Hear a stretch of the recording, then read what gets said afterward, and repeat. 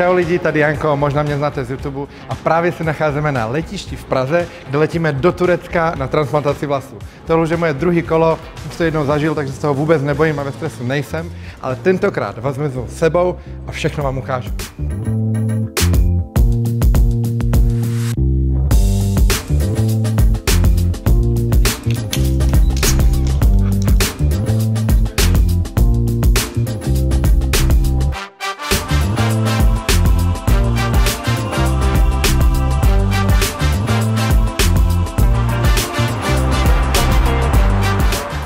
Takže jsme tady v Turecku, na letišti nás počkala delegátka, už máme za sebou transfer. Během transferu nám vysvětlili v podstatě všechno, co nás zítra čeká. Teďka se jdeme jenom ubytovat na hotel a pak si ještě chceme skočit na jídlo do města, na něco dobrýho.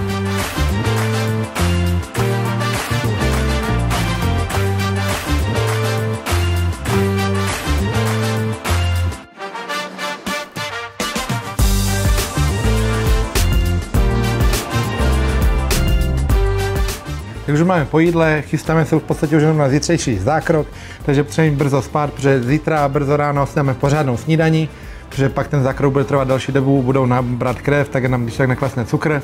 Dneska už teda žádný alkohol, žádný cigarety, ne že bych teda kouřil nebo chlastal, ale už se to jako kdyby nesmí a jsme připraveni na zítřejší zákrok. Tam budeme v podstatě celý den zítra, pak dostaneme léky, půjdeme si odpočinout na hotel a den zatím už nás čeká kontrola a je to.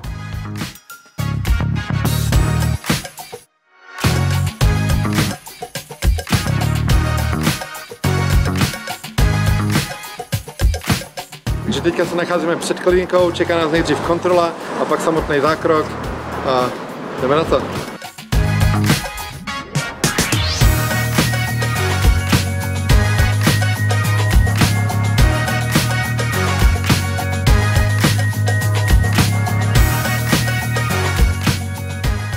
Takže zákrok máme za sebou. V první fázi mi odbírali štěpy ze spodní části hlavy, kde vlasy nevypadávají.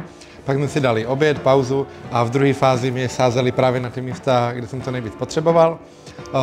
Zákrok proběhl úplně v pořádku, teďka máme hotovo a v podstatě dneska už máme jenom odpočinek, dostali jsme každý svůj balíček, kde máme polštářek na krk, protože samozřejmě člověk si nesmí to čerstvě naoperovanou hlavu opírat do ten polštář, takže takhle si to krásně jenom opře, že se lehne dozadu.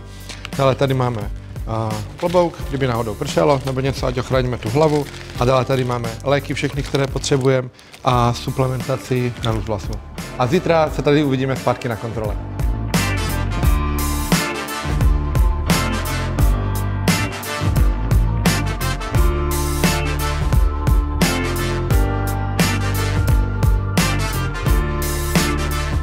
Takže máme za sebou poslední kontrolu, umyli nám hlavu, byla to taková rychlovka do hodinky. Dostali jsme produkty, které budeme používat na tu hlavu, dostali jsme léky a vysvětlili nám v podstatě všechno, co můžeme nebo nemůžeme dělat. Zpočátku tam máme nějaké omezení, musíme si dávat pozor na tu hlavu, musíme se o ní starat. Pak během pár týdnů můžeme postupně začít sportovat a vracet se do toho běžného režimu. A ještě jsme dostali certifikát o tom, kolik štěpů jsme měli a nějaká ta záruka, kdyby případně byl nějaký problém, tak co můžeme ukazovat. Jinak já se cítím úplně v pohodě, samozřejmě to je individuálně, někoho to byli víc, někoho míň, mě to teda přiznám se nebyli prakticky vůbec a v podstatě se jenom těším na to, až se projdu po Istanbulu ještě.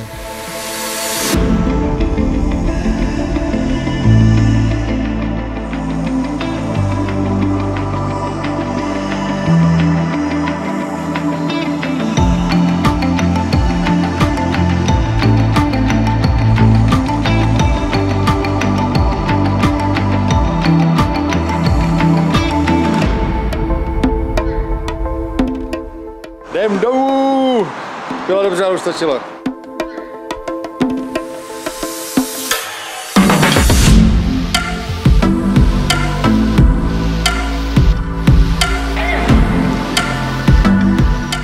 Takže teď už jsme na letišti v Istanbulu, letíme zpátky do Prahy. Výlet je u konce. Tentokrát jsem to toleroval fakt dobře tu operaci, takže spíš to byla pro mě tak trošku taková dovolená.